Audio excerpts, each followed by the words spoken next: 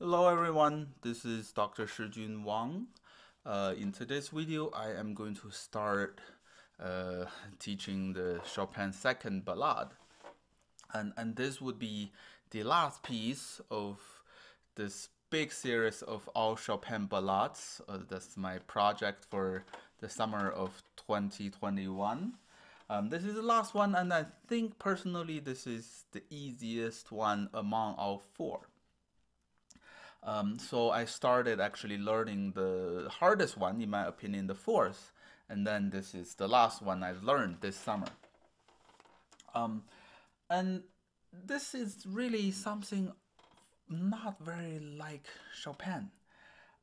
Chopin really is not a composer that gives you subito forte all the time. Yeah, unlike Beethoven, unlike sometimes Schumann, unlike Liszt, Chopin is not often having this kind of, and then suddenly, yeah, really, this is, if I never knew this piece, I would first guess this is from Liszt. And we don't know what's the story associated with this.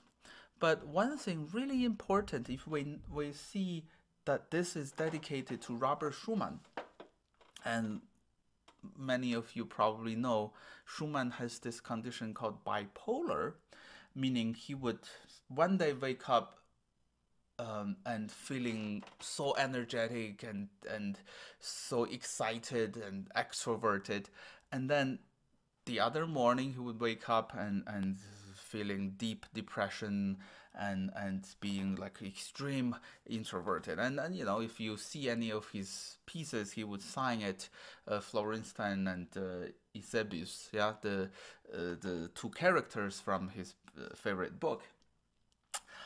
Somehow I think this is really a portrait of Schumann, yeah.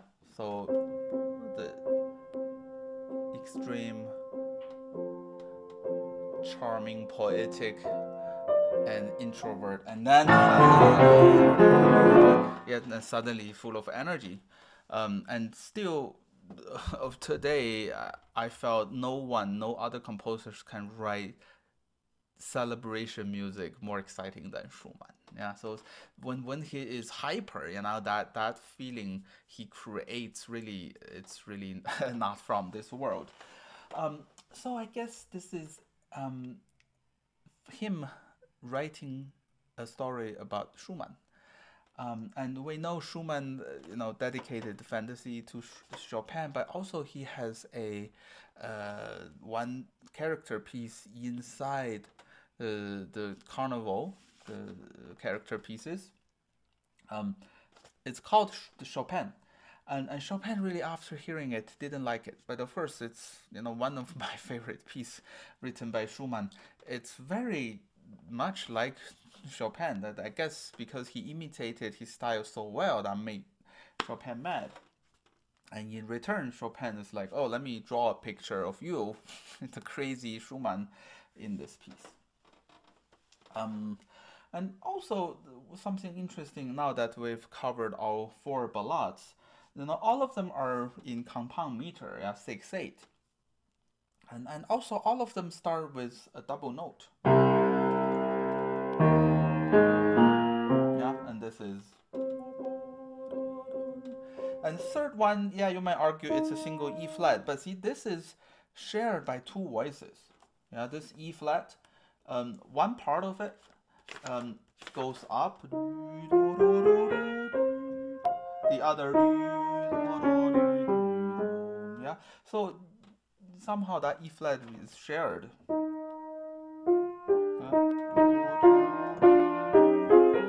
Okay, and then of course the fourth.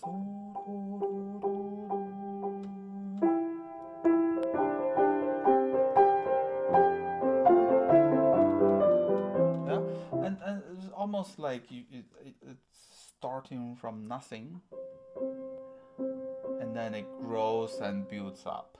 Okay, it's a really a very nice way of opening a piece. And this beginning really is a pure chorale. And we're familiar with that in Chopin's ballades. So the best example here is in the fourth ballade. The same texture. The four-part writing. And here, in the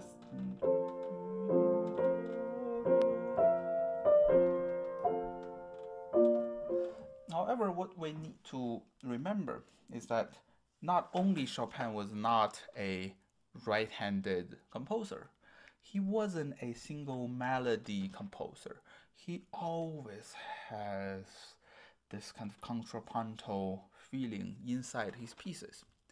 However, somehow it's even harder than, in my opinion, some of the Bach fugues, because Bach tells you the answer. It's a fugue in 3 voices. It's a fugue in 4 voices. So you just always know there are 4 voices. But for Chopin, the other voice or voices not always appear. Yeah, sometimes they come, sometimes it goes.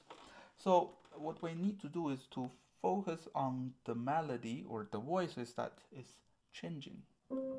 Of course, not the first 2 measures. And this is actually the alto voice that having the first moving line.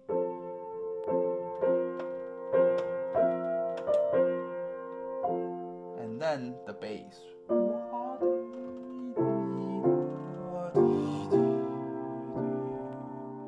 So I felt stillness at the beginning, and then once the left hand joins, more movement. Yeah, from first parallel and then contrary motion against the top voice. And now, of course, we have this beautiful melody on the top, but then also the bass and then the alto has this kind of contrary motion or voice exchange going on underneath that.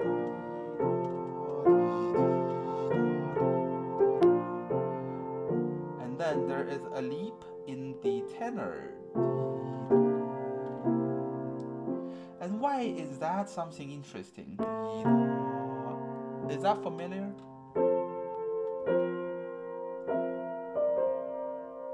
Yeah? So this is the answer to the alto, okay, but of course 6 measures later.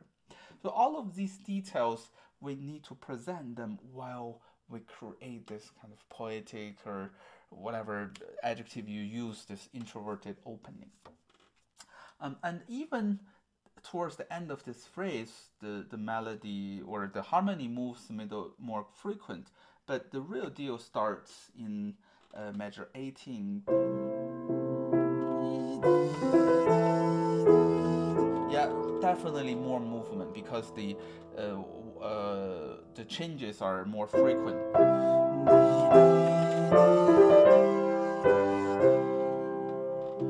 Pianissimo. So maybe almost like an echo.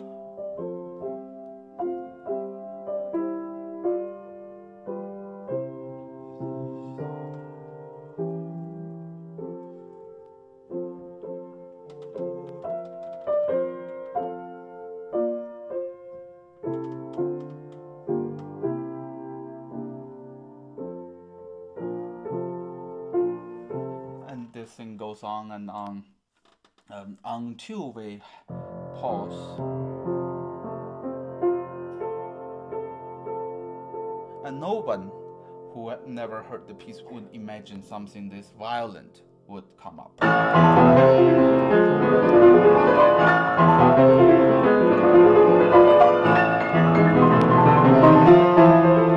Really out of nowhere, and this usually in a concert setting, if the audiences are not paying attention, if they're reading the program, this would actually surprise them. And in terms of the technique, it's really not that bad, not as bad as it sounds. Obviously, the right hand we have to find the position, yeah. And then left hand, if to play 4 octaves in a row is too much, then yeah, break them into 2 note groups. And here, yeah, it's a diminished chord, but then really break them into 2 notes each, and then find the position. That's how you practice it. And here, left hand is a little bit hard, yeah, because the middle note changes. If this D middle note is held, we will just practice this holding the middle note. However, this changes to F, so somehow to nail that bass A is a little difficult. So I practice it. So I start with this A, and then to find the thumb note is easier because simply thumb is stronger and also it's closer to my eyes. So I take better care of that instead of centering with the note below. And here, yeah, right, it's hard to play 11 in a row, but yeah, have them smaller groups, then it's easier to take care of. Yeah, so I'm a big, very big on breaking bigger phrases into smaller phrases for the technical resolution. So musical phrases are separated with the technical phrase. And that thing goes on and on. Of course, in measure 58, yeah, for once that middle note E flat didn't change, so we can practice holding that middle note and find the position there. And here, yeah, so this left hand has this, but really the harmony doesn't change until this moment. Yeah, so we have really a circle of fifths, but then it's a circle of diminished sevenths too. So this should resolve to C major, but then Chopin gave us a C dominant 7, and here we should go to E flat major, but we have a E flat 7th to keep this circle alive. Okay, and even the beginning of this, if I say this is harmonically speaking identical with, you might laugh because musically it doesn't sound the same, but you see this is F minor diminish, F minor diminish, but what this is A minor, G sharp diminish, A minor, G sharp diminish, but of course musically it shows completely different meanings, but harmonically they're really the same. And okay, so here that's the leading tone that gives us to the next one.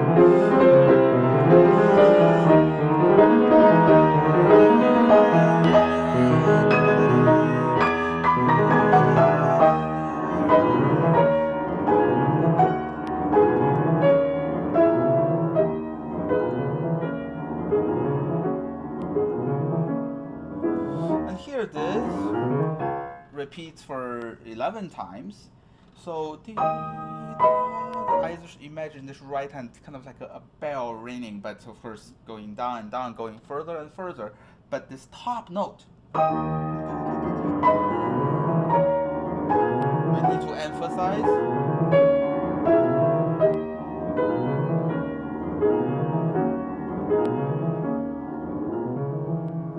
And then again, diminish.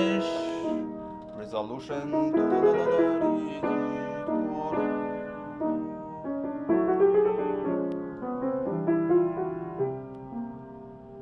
Yeah, so I see a lot of young pianists, they ignore the left hand harmonic foundation. If you don't, if you play like this, really has no meaning, but you feel this ache, yeah, and then you feel this comforting feeling after that diminished being resolved.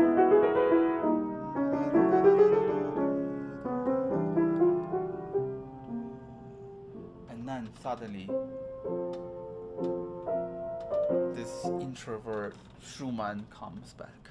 Yeah, so really simple concept, but then a very effective piece, and it really shows this feature of bipolar Schumann. Because Chopin, rarely has this kind of calmness for this long, and has this fanatic out of the sudden. Okay, and if we just do a little work, yeah, of grouping them correctly and practice them, this should be manageable. Yeah, so a matter of fact, this would be a if somebody wants to have a Chopin ballade, and then the technical ability has not fully developed yet, this is actually the first ballade I would assign to a student. Okay, this is it for today's episode. I will see you guys next time for the rest of the piece. Thank you for watching.